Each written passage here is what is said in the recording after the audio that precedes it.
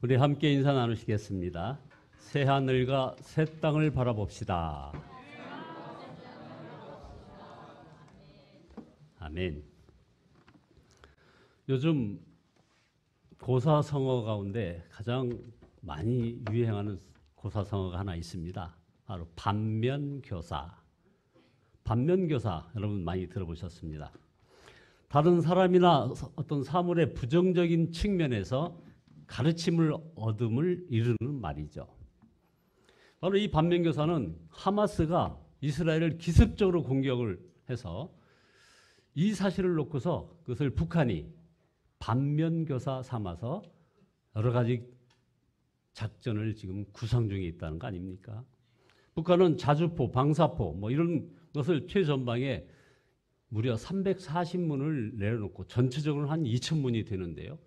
수도권을 겨냥해서 1시간에 15,000발을 쏠 수 있는 그런 시스템을 갖추고 있고 또 기타 여러 비정규전에 이르는 많은 기습 공격할 수 있는 것을 보는데 바로 이 하마스의 이것을 놓고서 반면교사했다는 겁니다.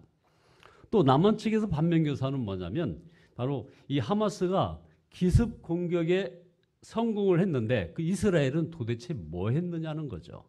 그 유명한 그 방어 시스템 그리고 세계 최고의 정보력을 갖고 있는 이스라엘 정보망이 왜 뚫렸느냐 이것을 가지고 이제 우리가 반면교사 삼아야 한다는 거죠. 바로 휴미트 인간정보원 이것이 붕괴가 되어가지고 그것을 알아볼 수 없었다는 겁니다. 미리 대비할 수 없었다는 거죠. 우리 역시 바로 이 휴미트가 지금 붕괴가 되어서 여러 가지 어려움을 겪고 있는데 이제 다시 회복 중에 있다 하는 걸 놓고 반면교사라고 얘기합니다.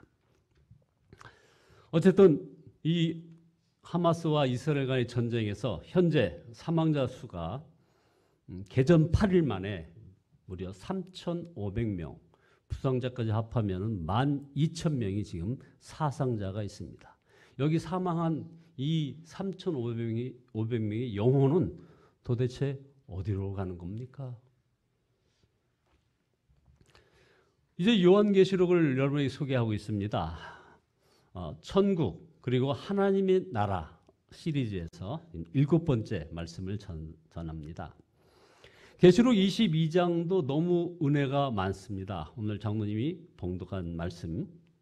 그러나 요한계시록의 절정은 바로 요한계시록 21장입니다. 여기에 새 하늘과 새 땅이 나옵니다. 새 예루살렘 성이 하늘에서 내려오는 장면이 나옵니다. 우리가 흔히 말하는 천국, 하나님의 나라가 임한 것입니다. 그래서 이 설교하기가 사실은 상당히 부담스럽습니다. 그래서 또 엉뚱한 생각도 해보긴 합니다. 제가 설교하지 않고 우리 성령께서 1분만 우리 모두를 천국에 데려가 보여주시고 돌아오게 하시면 효과 만점 아니겠는가 하는 것이죠. 그러나 어리석은 생각임을 금방 깨달았습니다. 그런 일이 일어난다면 모든 교인들이 집에 가려 하지 않고 주여 조금 전에 본 그 천국으로 지금 당장 데려가 주세요 이렇게 할 것입니다. 그래서 성경 말씀으로 천국을 아는 것이 우리에게 유익한 것입니다. 말씀과 성령으로 충분한 은혜를 우리에게 주실 것입니다. 요한이 새 예루살렘 성이 어떻게 생겼나 이제 궁금해서 천사가 성령의 도우심으로 이 요한에게 새 예루살렘을 보여주었는데 한마디로 황홀한 성이었습니다. 계시록 21장 11절에 그 도성은 하나님의 영광에 쌓였고 그 빛은 지극히 귀한 보석 같고 수정처럼 맑은 벽옥과 같더라. 그래서 18절 21절을 보면 온 성이 보석으로 만들어졌다는 겁니다. 저로서는 듣도 보도 못한 그런 보석이라 이것을 해석하기가 힘들어서 이 보석이 의미하는 것이 무엇입니까? 하고 기도했더니 이 세상 어떤 왕궁보다 아름답고 영광스럽다라는 것을 깨우쳐 주셨습니다. 요한의 계시록을 기록할 당시 이 소아시아의 교회는 세상에서 가장 초라한 교회였습니다. 그래서 교회를 떠나는 이들이 참 많았습니다. 그러나 교회의 진정한 실상이 무엇인지를 우리 주님이 보여주신 것입니다. 지금 우리도 마찬가지입니다. 우리가 보는 교회는 때로는 실망스럽고 때로는 초라하기까지도 합니다. 그러나 진정한 교회는 말할 수 없이 영광스럽다는 것입니다. 그러면 새 예루살렘 성의 진정한 영광은 무엇일까요? 보석이 아닙니다. 하나님이 함께 하시는 것입니다. 그래서 21장 3절에 보면 보라 하나님의 집이 사람들 가운데 있도다. 하나님이 그들과 함께 계실 것이요 그들은 하나님의 백성이 될 것이라. 하나님이 친히 그들과 함께 계시고 그들의 하나님이 되실 것이라. 요한이 보니 새 예루살렘에 성전이 보이지가 않는 겁니다. 어떻게 된 일일까요? 바로 그것은 하나님과 어린 양이 바로 성전이시기 때문입니다.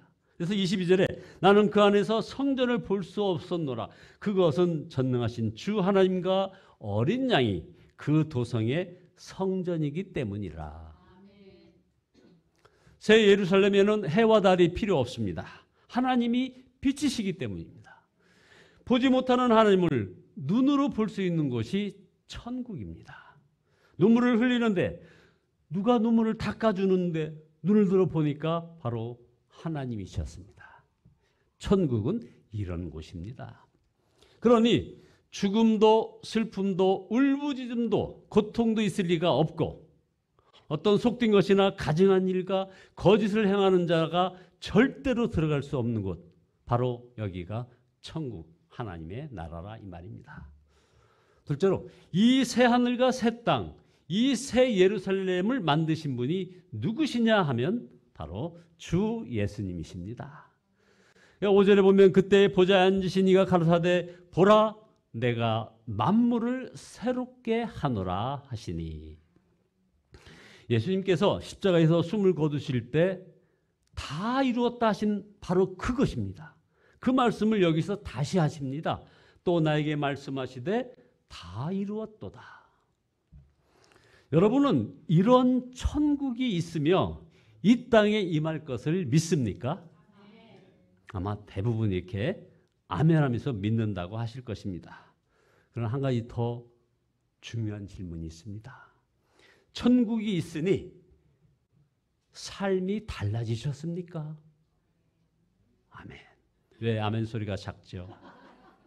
이 질문에는 참 대답하기 힘든 분들이 많이 있습니다. 정말 천국이 있는 것이 사실이라면 왜 낙심하십니까? 왜 용서하고 화해하지 못합니까?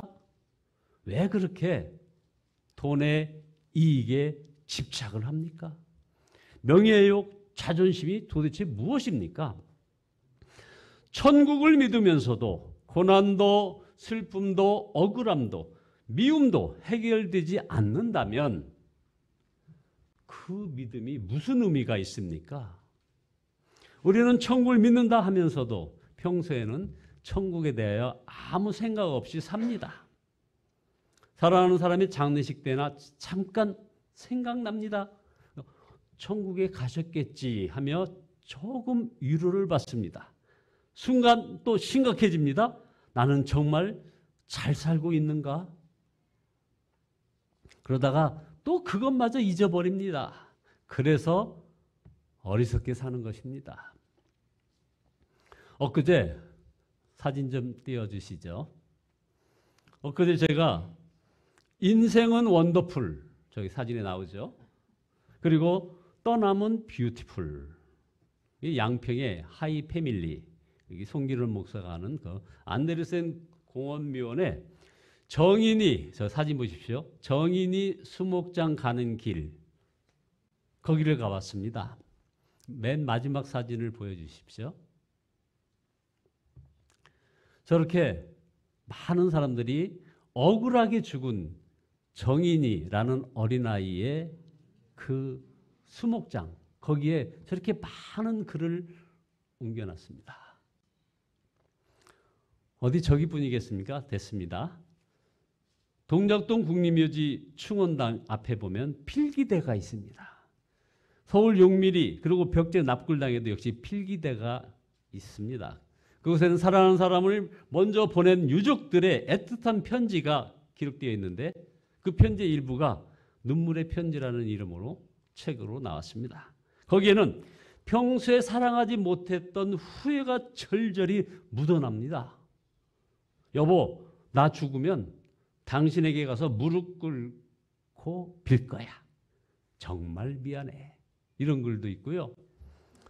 지훈아, 정말 미안하다. 너의 생전에 따뜻하게 못해준 것이 못내 가슴에 걸리는구나.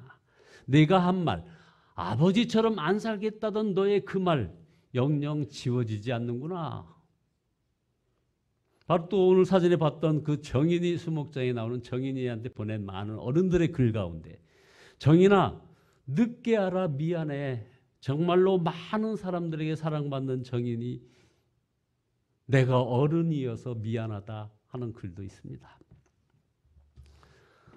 왜 죽을 때 가서야 이처럼 사랑하는 사람이 보이고 중요한 일이 생각날 것입니까?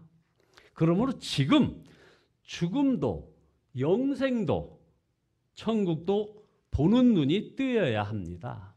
그래서 시편 84편 4절에 보면 주의 집에 사는 자들은 복이 있나니 그들이 항상 주를 찬송하리로다. 주께 힘을 얻고 그 마음에 시온의 대로가 있는 자는 복이 있나이다. 그들의 눈물 골짜기로 지나갈 때 그곳에 많은 샘이 있을 것이며 이른 비가 복을 채워주나이다. 이것이 새하늘과 새 땅에 임하는 것을 믿는 성도의 세상 사는 모습입니다. 어떤 시련이나 유혹, 핍박이 있어도 담대하고 기쁘게 천국을 향한 길로 나아가는 것입니다.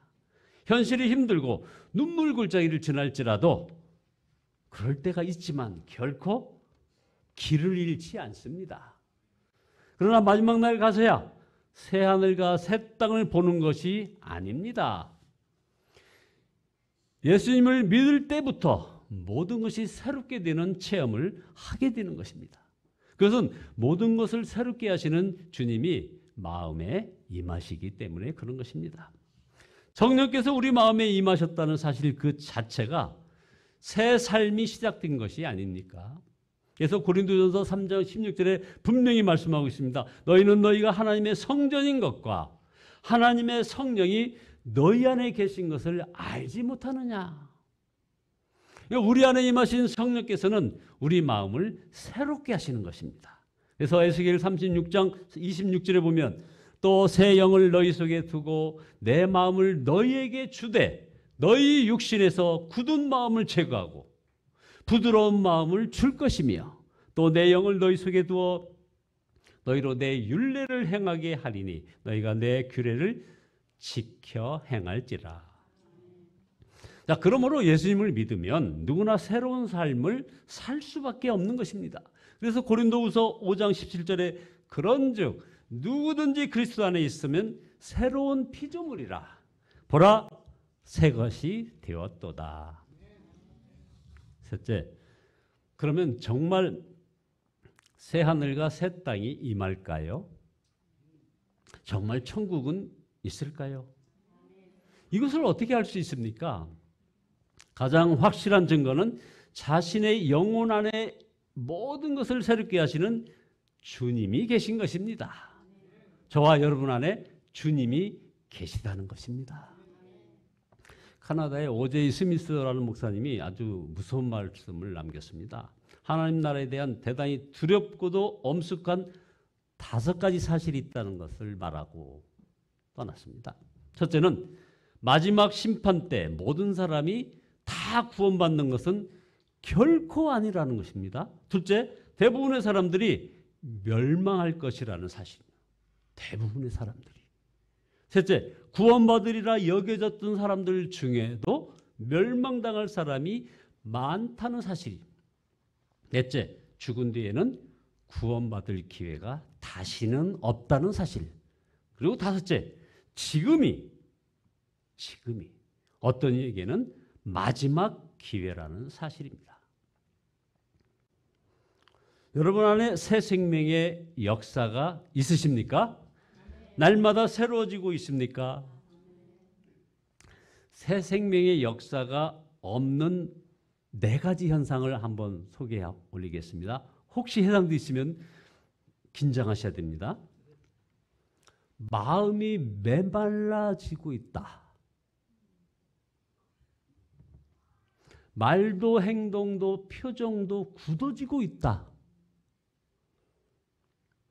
변화가 싫어진다. 네 번째, 아무 생각 없이 세상이 보여주고 들려주는 대로 살고 있다. 여러분, 이렇게 살면 큰일임을 알아야 합니다.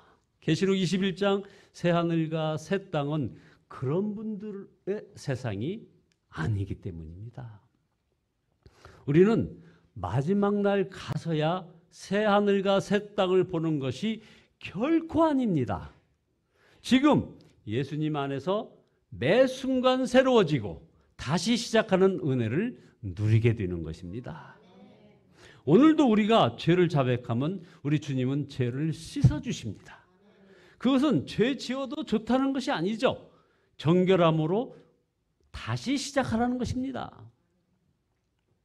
그렇게 우리를 죄에서 벗어나게 하시는 것입니다. 실패했다고 낙심하지 마시기 바랍니다. 10번 실패하면요, 우리 주님은 11번 일으키시고 100번 실패하면 우리 주님은 101번 다시 시작하게 해 주시는 것입니다. 전에는 나는 왜 이 모양이 이 꼴인가 한탄하였는데 지금은 예수님과 함께 매일매일이 기대가 되는 것입니다. 계시록 22장에서는 새 예루살렘을 그 중심에 생명수 강이 흐르고 12종류의 과실나무가 있는 풍요로운 곳이라 했습니다. 여러분, 이런 일이 지금 우리에게서 일어나야 하는 것입니다. 저와 여러분이 죽고 하늘나라에 가서 일어나는 것이 당연하죠. 그러나 지금 이런 일이 우리에게서 일어나야 하는 것입니다. 요한복음 7장 38절에 보면 나를 믿는 자는 성경의 이름같이 그 배에서 생수의 강이 흘러나오리라. 아멘. 바로 이것을 마라나타라고 얘기하죠. 주 예수여 어서 오시옵소서. 결론입니다. 우리는 결코 세상 죄를 짓지 않는 것에 만족하면 안 됩니다. 생명수의 강이 우리에게서 흘러나가 사람들과 교회들과 사회가 치유되고 열매 맺는 그런 역사가 일어나야 천국 백성이요 그리스도의 신부인 교회인 것입니다. 요한계시록은 종말에 있을 일에 대한 어떤 정보가 아닌 것입니다. 우리가 신부된 자임을 깨우쳐 주시고 신랑이신 주님을 바라보게 해주는 그 성경이라 이 말입니다. 요한계시록 말씀 준비하면서 제가 받은 은혜 역시 더욱 새로워졌다는 것입니다.